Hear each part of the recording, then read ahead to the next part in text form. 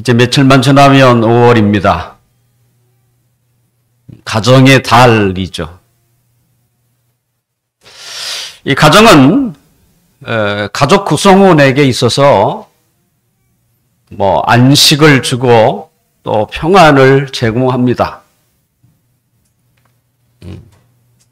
하지만 또 한편에서는 언제 전쟁이 일어날지 모르는 그 긴장감을 느낄 수 있는 일명 왼수들이 함께 살아가는 곳. 그래서 어떤 분은 가정의 두 얼굴이라고 이렇게 표현하기도 합니다. 아마 가장 가까운 사람이기 때문에 왼수도 되는 건 아니겠습니까? 그러니까 가장 좋은 것이면서도 가장 상처받는 것이 바로 가정이라고 이렇게 말할 수 있습니다. 사람의 인격 형성에 있어서 가장 중요한 자리가 가정입니다. 또한 가정은 사회의 근간이면서도 신앙을 물려받을 수 있는 곳이에요. 이것만으로도 가정은 굉장히 중요한 것이죠. 한 사람의 인격을 형성할 수 있는, 또 우리가 살고 있는 이 사회의 이 기초, 또 우리가 신앙을 배울 수 있는 곳, 그것이 바로 가정입니다. 그래서 이 소중한 가정이 무너지는 것은 한 사람 한 사람이 무너지는 거예요. 또 우리가 살고 있는 이 사회가 흔들리는 것입니다. 또 하나님을 믿는 이 신앙의 자리가 사라지는 것이죠. 특별히 경제와 또 문화가 발달할수록 가정이 건강해야 되는데 그렇지 않습니다. 도리어 부유할수록 가정이 더 무너지는 것을 우리가 보고 있습니다. 하나님은 국가와 문화와 경제 또 하물며 교회를 만들기 전에 가장 먼저 세운 곳이 어디냐면 가정이에요. 세상을 창조하고 가장 먼저 하나님이 하신 일이 있다면 그것은 가정을 세우는 일이었어요.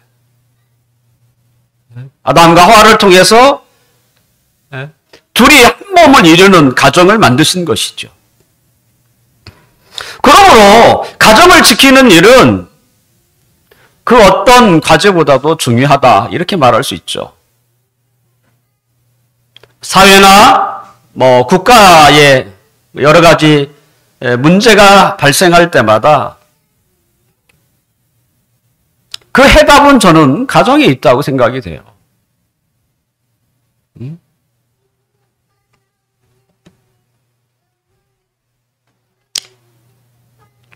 우리가 교회라고 할 때에 교회가 몇 사람이 모여야 교회가 될 수 있는가? 예수님은 마태복음 18장에 보면 두세 사람이 내 이름으로 모인 곳에 내가 그곳에 있다고 하셨어요. 그러니까 최소가 두 사람이에요. 왜 두 사람일까? 우리 합동교단의 그 헌법에는 세례교인이 15명 이하면 교회라고 부르지 않습니다. 기도처라고 부르고요.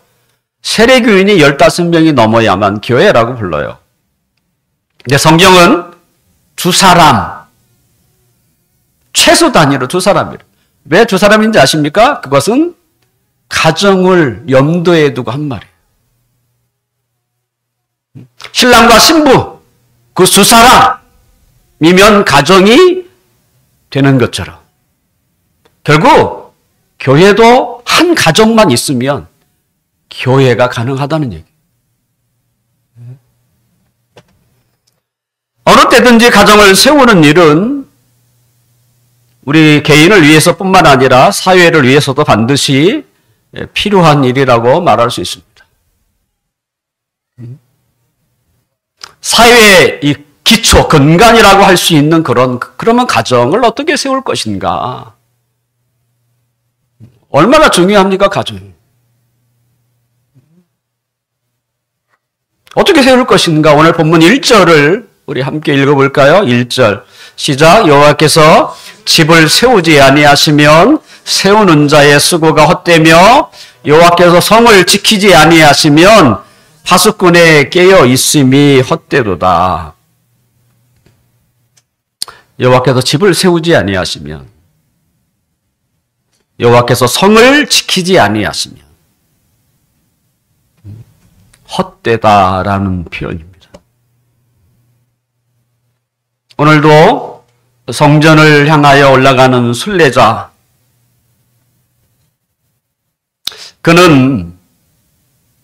그가 그토록 오랫동안 사모했던 성전에 분명히 그가 올라가는 중이었는지 아니면 성전에 도착했는지 잘 모릅니다. 하지만 그가 도착하려고 하는 그 성전은 어떤 곳이었습니까? 그곳은 이미 폐허가 된 곳입니다. 아무도 살지 않는 곳. 한때 많은 사람들이 오갔던, 하나님을 예배했던 그곳이지만 이제는 폐허가 되어 버린 예루살렘.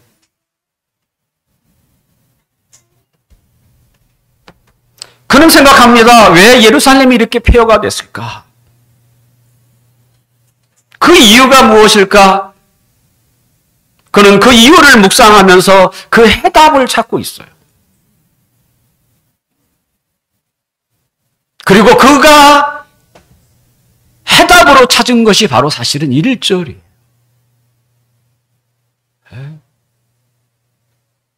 하나님이 집을 지키지 않으면, 하나님이 사회와 나라를 지키지 않으면 헛되다. 무너질 수밖에 없다. 그 얘기하는 것이.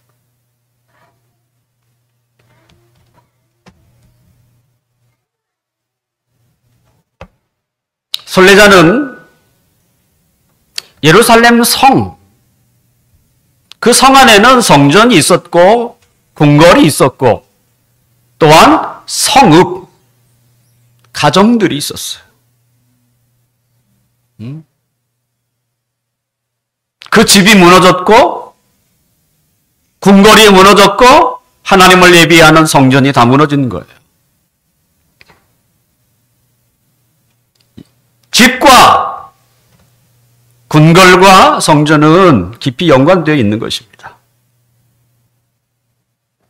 가정들이 모여서 도시를 만들고요. 도시들이 모여서 나라가 되는 것입니다.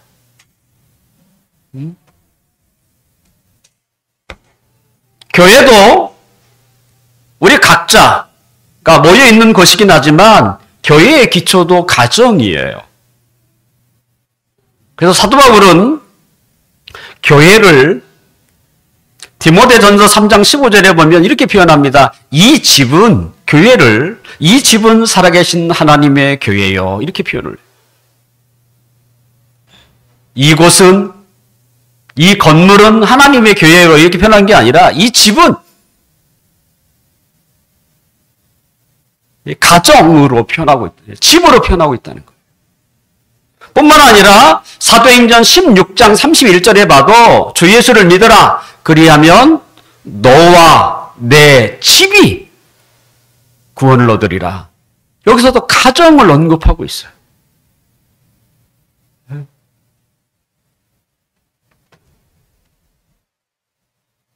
그래서 가정은 사회와 국가와 그리고 교회의 기초예요.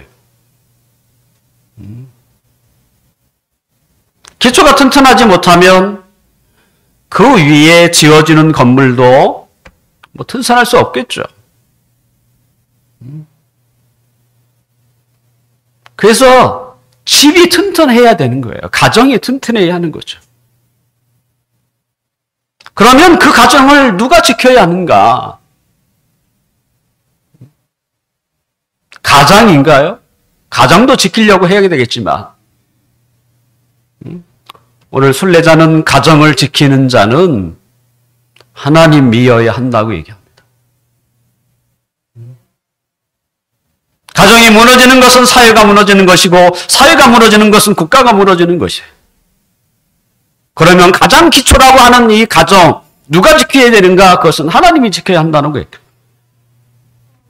만약 하나님이 그 가정을 지켜주지 않는다면 무너져 버린다는 거예요.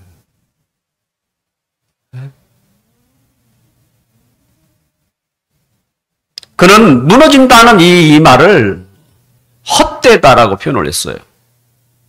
1절에 봐도 벌써 2번이나 헛되다라 이런 표현이 나와요. 그리고 2절에도 나옵니다. 하나님이 시키지 않으면 헛되다. 헛되다라는 거예요. 아무것도 없다는 거예요. 무너져 버린다는 얘기죠. 기초가 약한데 아무리 그 위에 화려하고 멋진 건물을 쌓아 올린다고 한들 그것은 어떻게 돼요? 헛된 일입니다. 잠시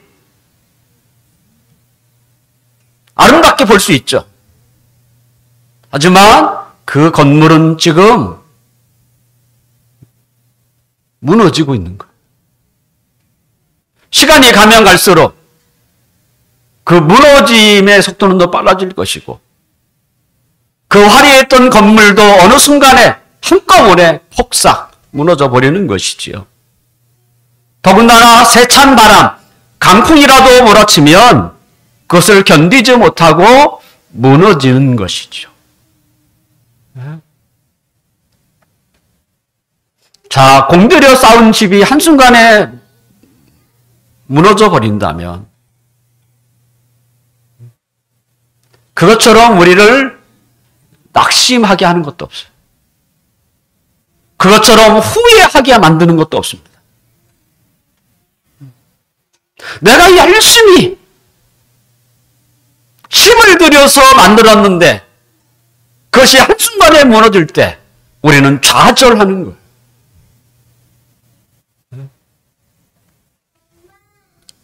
오늘 본문 2절을 함께 봅시다. 2절. 우리 함께 읽어볼까요? 2절. 2절.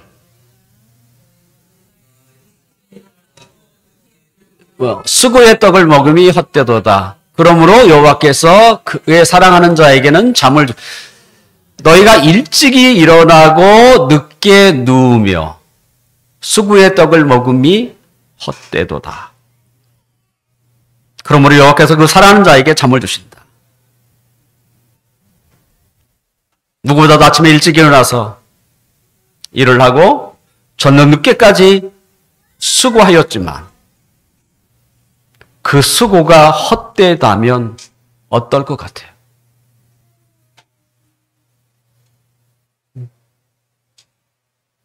좀 더 높은 건물을 쌓아 올리는 일은 얼마나 많은 수고와 땀이 필요합니까? 건물은 저절로 올라가지 않습니다. 누군가의 땀이 있어야 되고 고생이 있어야 하고 희생이 있어야만 그건 가능한 일입니다.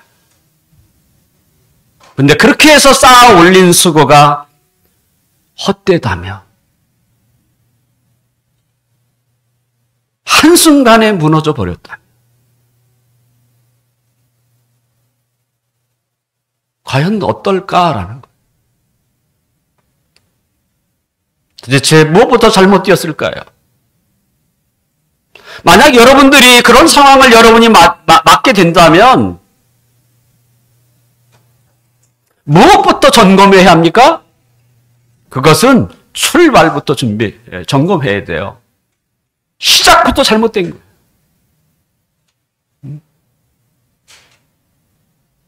땅에 세워진 건물이라면 기초부터 다시 살펴야 되는 거예요.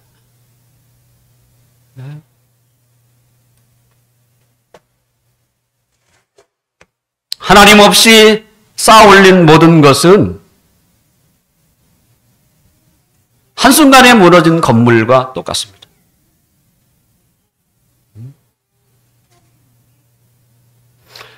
지나간 인생에 대해서 헛된 것을 가장 많이 경험한 사람이 있습니다. 그는 지혜의 왕이라고 하는 솔로몬입니다. 가장 부귀영화를 누렸던 사람 솔로몬. 그는 노년에 전도서라고 하는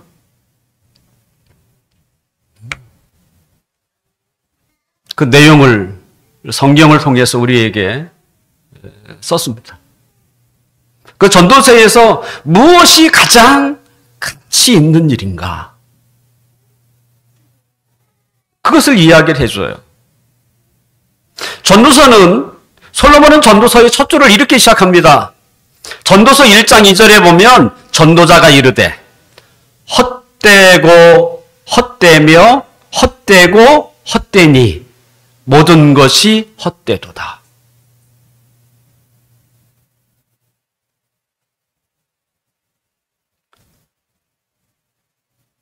헛되다.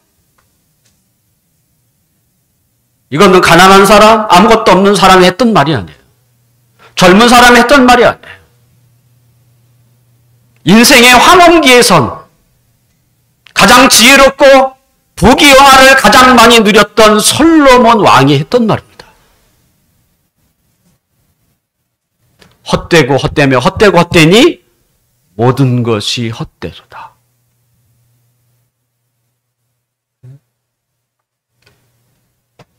성경을 처음 접한 어떤 분이 무심코 전도서를 읽게 된다면 그는 전도자의 이런 말을 듣고 뭐 이런 책이 다 있어.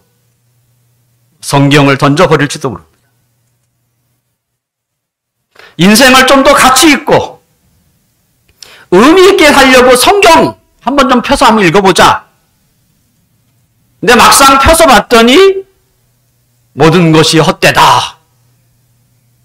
뭐 이렇게 말하니 읽을 맛이 나겠습니까? 아마 그는 성경이야말로 이것은 허무주의요.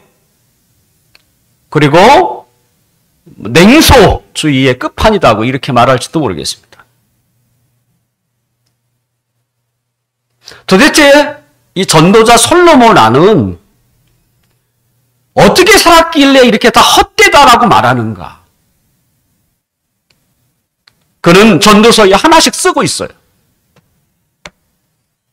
그가 얘기합니다. 나는 많은 돈도 가져봤다. 얘기해요. 나는 행복도 추구해봤다고 얘기해요. 나는 정욕도 경험해봤다고 얘기합니다. 또한 그는 나는 지식도 가져봤다. 그리고 재미도 느껴봤다. 우리가 원하고 우리가 추구할 만한 것들을 그는 다 해봤다고 얘기해요. 왜냐하면 그는 그럴 만한 위치에 있었어요. 우리는 하고 싶어도 못해요. 근데 그는 그와 같은 위치에 있었어요.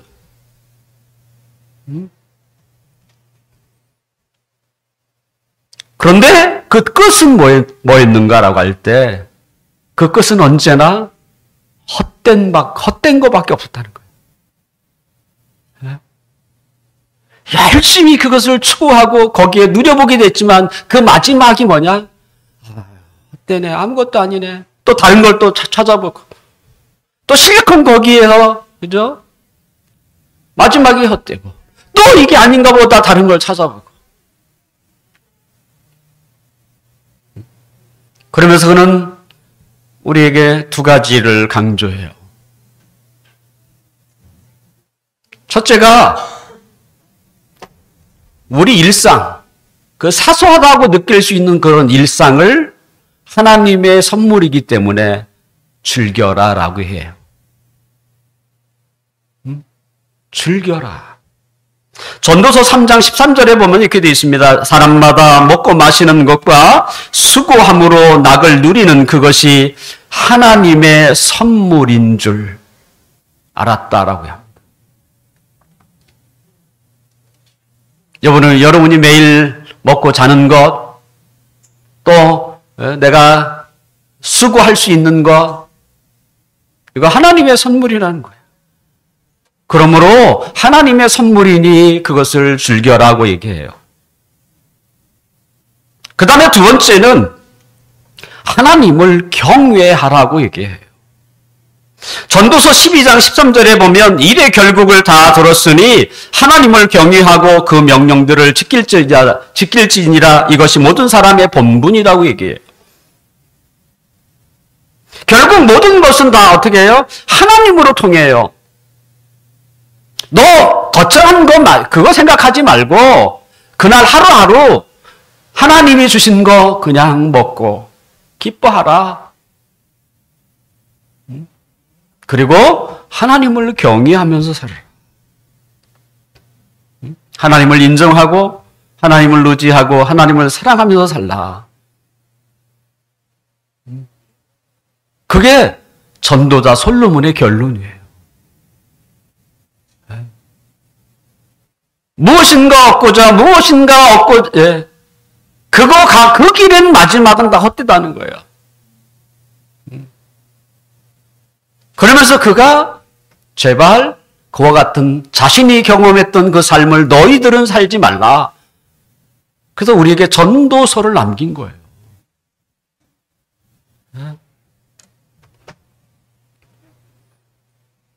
하나님이 우리에게 주신, 특별히 가정에게 준 선물이 뭡니까? 가정에게 주신 하나님의 선물은 자식입니다. 오늘 본문 3절과 4절을 함께 읽어볼까요? 3절, 4절. 시작. 보라, 자식들은 여호와의 기업이요 태의 열매는 그의 산급이로다. 젊은 자의 자식은 장사의 수중의 화살 같으니. 오늘 본문에 보니까 자식들은 여호와의 기업이요 태의 열매는 그의 상급이라고 표현합니다.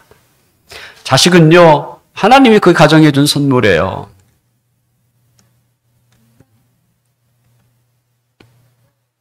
자식을 주고 주지 않고서는 하나님에게 달려있는 거예요.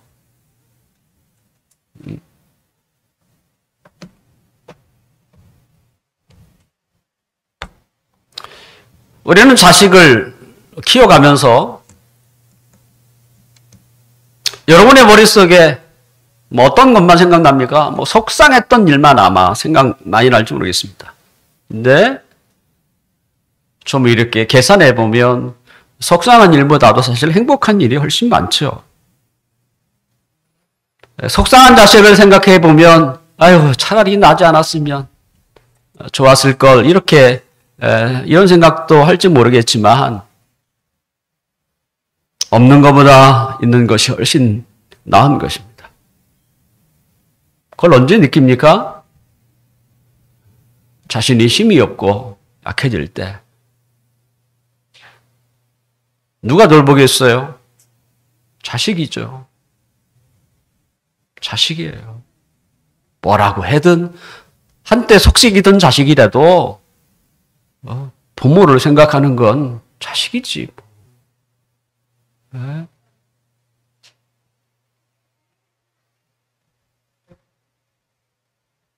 그래서 아기를 갖지 못하는 그 불임 가정에서도 속이 상한 자식이라도 있었으면 좋겠다. 그게 간절한 소망이잖아요. 네.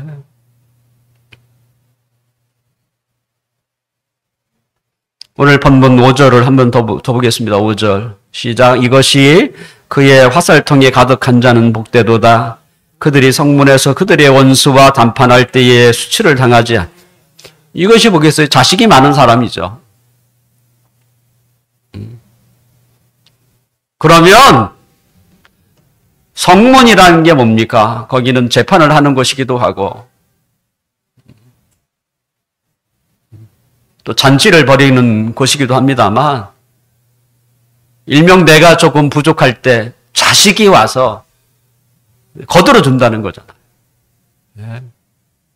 다른 사람은 나 몰라라 할 수 있지만 그래도 자식들은 와서 내 편 되어줘서 최소한 수치를 당하지 않게 한다는 얘기예요. 왜 자식이 하나님의 기업이라고 부릅니까? 그것은 우리의 신앙을 자식을 통해서 승계가 되기 때문에 그렇습니다. 만약 자식이 없다면 우리가 가지고 있는 신앙과 믿음은 그냥 끝나는 거예요. 나에 대해서. 하지만 하나님을 믿는 그 아름다운 그 유산이, 믿음의 유산이 자녀가 있다면 그 자녀를 통해서 하나님의 기업으로 남겨지는 것이죠.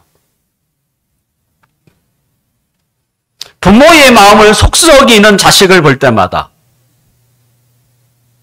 너는 하나님이 나에게 준 상급이고 너는 하나님의 기업이야. 이렇게 말하는 게 쉽지 않습니다.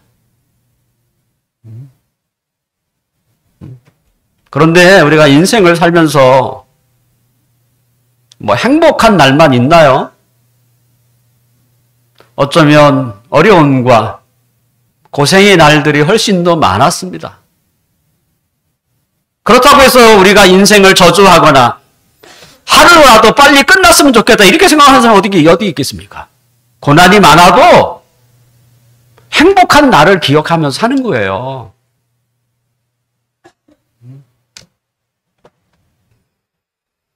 하나님이 주신 가정을 무너지지 않고 잘 지키기 위해서는 우리가 어떤 마음을 품고 살아야 하는가? 그것은 하나님이 그 가정을 세우셔야 합니다. 하나님이 세우셔야 돼요. 자, 하나님이 그 집을 지키신다. 1절에 있는 것처럼 지키신다라고 할 때 내가 나름대로 무엇인가 좀 애를 써보고 해보다가 그것이 부족할 때 하나님 나머지 나의 부족한 나머지를 하나님 나를 도와주십시오. 이런 게 아니에요. 이런 의미가 아닙니다. 만약에 그렇게 여러분들이 그런 마음을 가지고 하나님을 섬기고 있다면 그건 조금 잘못된 거예요. 하나님은 내가 열심히 살다가 내가 뭔가 좀 이렇게 부족할 때 도움을 요청하는 신이 아니에요. 또한 하나님이 나를 그냥 다 지켜주니까 나는 아무것도 할 게 없고 그냥 지켜보기만 할 거야. 이것도 아닙니다. 이것도 아닙니다. 성경은 이렇게 말하지 않아요. 하나님은 우리를 통해서 일을 하시는 분이세요.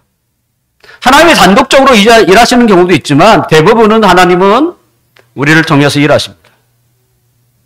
그러므로 하나님으로 하여금 일하도록 하기 위해서는 우리는 무엇인가를 해야 합니다. 그 무엇인가 안에는 뭐도 있어요? 기도도 있어요. 기도는 하나님이 일하시도록 하는 하나의 작은 방편이죠. 내가 무엇인가 행동하는 거나 똑같은 거예요, 사실은. 우리가 무엇인가를 할 때에 우리가 기억해야 하는 게 뭐겠습니까? 이 모든 것이에요. 나의 부족한 부분만이 아니라 이 모든 것을 행하시고 그것을 성취하시는 분은 하나님이다. 이 믿음을 갖는 거예요. 자, 우리가 뭐 감기에 걸렸다든지 뭐 어디 아플 때 병원 가지 않습니까? 그러면 의사가 우리를 진찰도 하고 처방도 내립니다. 그래서 감기가 나았어요. 그럼 누가 낫게 한 거예요?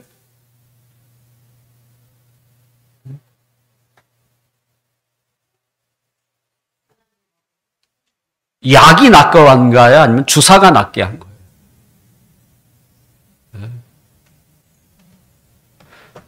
하나님이 낫게 하는 거예요. 원래는. 근데 우리는 그 약이 우리를 낫게 한다고 생각하는 거예요. 그러면 안 되는 겁니다.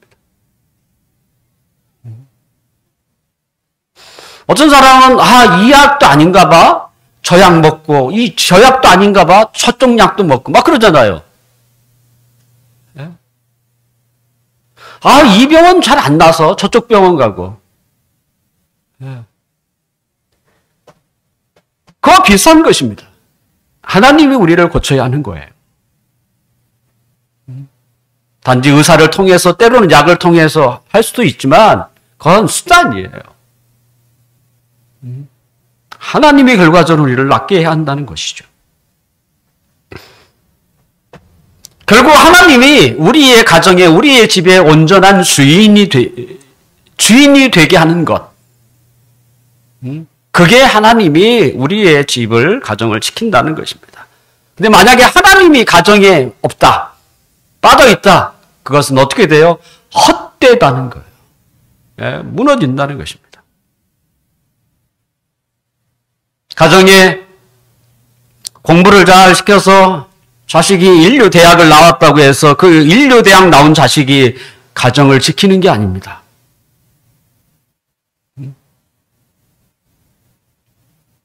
대체적으로 보니까 그런 자식이 더 골칫덩어리인 경우가 많더라고요. 또한 돈이 많으면 가정이 지켜집니까? 그렇지 않습니다. 서로 그 돈 빼먹겠다고. 난리치기도 하잖아요, 가정 안에서. 그렇게 해서 지켜지는 게 아니에요. 하나님이 지켜야 하는 거예요. 가정도 그러고 사회도 그러고 나라도 그렇게 되는 것입니다. 그러므로 가정은 하나님을 믿는 믿음이 있어야 돼요. 하나님이 이 가정의 모든 시작과 끝을 하나님이 하신다. 이 가정의 모든 주인은 하나님이시다. 이것을 가정에서부터 가르치는 것이 필요하죠. 부모는 자녀가 어렸을 때부터 열심히 교회에 참석하도록 해야 합니다. 그리고 그들에게 믿음을 심어주기 위해서 부모가 믿음으로 살아야 합니다.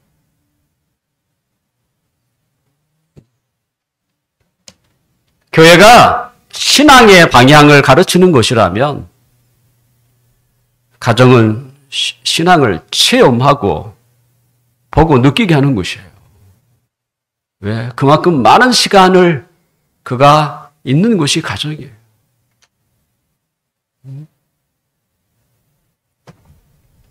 자, 학생을 바라보는 부모에게 가장 이상적인 기대가 뭐겠어요? 하나님 잘 믿고 공부 잘하는 아이입니다.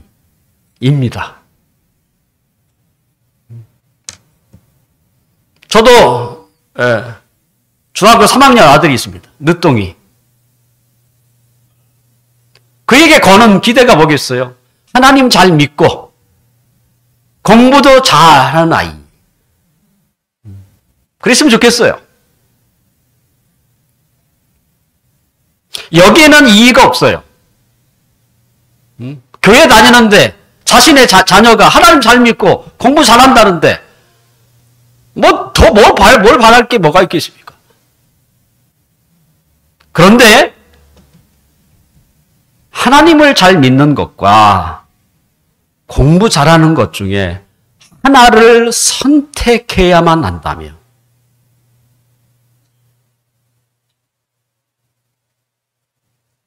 여기서 갈라지기 시작합니다.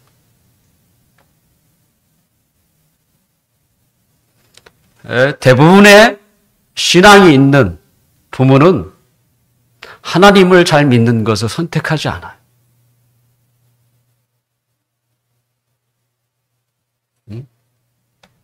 공부 잘하는 쪽으로 선택해요.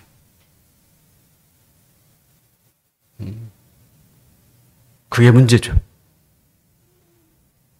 그건 가정을 지키는 게 아니에요. 그것은 자식을 지키는 것도 아니에요. 그래서 시험 때만 되면 교회 안 나온다는 거 아닙니까? 왜요? 하나님을 잘 믿는 것보다 공부 잘하는 게 훨씬 중요하다고 생각하기 때문에. 그것은 그 아이를 지키는 일이 아닙니다.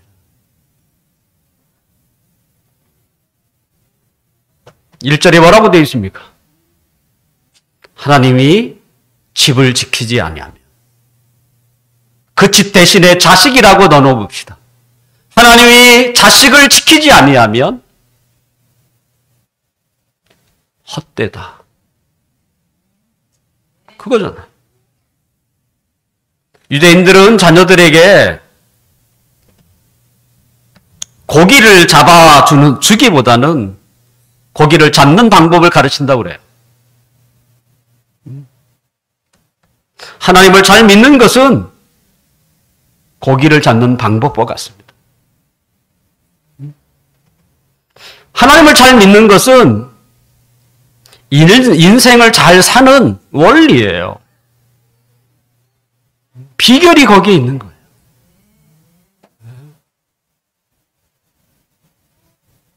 공부 잘하면요, 공부만 잘하면 하나님을 모를 수 있습니다.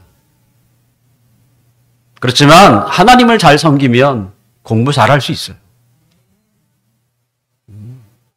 그건 틀림이 없습니다. 하나님이 그렇게 하게 하시거든요.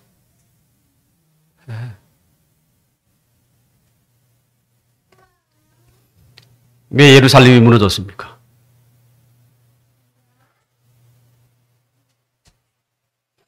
예루살렘으로 올라가는 순례자는 생각합니다. 왜 예루살렘이 무너졌는가?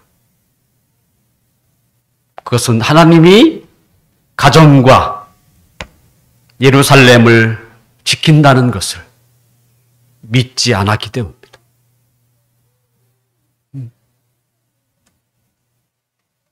가정의 부모가 자녀들에게 하나님을 믿는 믿음을 제대로 보여주지 못했고요. 또 그 믿음을 계승하지 못했기 때문입니다. 가정은 부모의 힘만으로 지킬 수 있는 게 아니에요. 지켜지지 않습니다. 하나님이 지켜주셔야.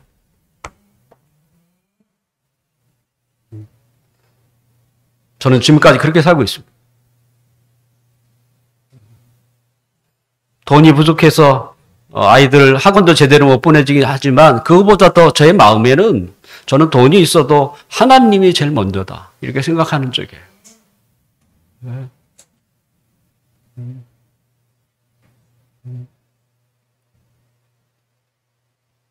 말씀을 마치겠습니다.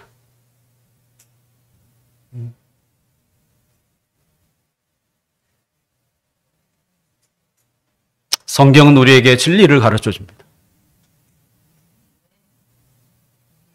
그것이 부족해서도 아니고 부와 귀와 지혜를 가지고 호화롭게 살았던 솔로몬도 우리에게 얘기해요.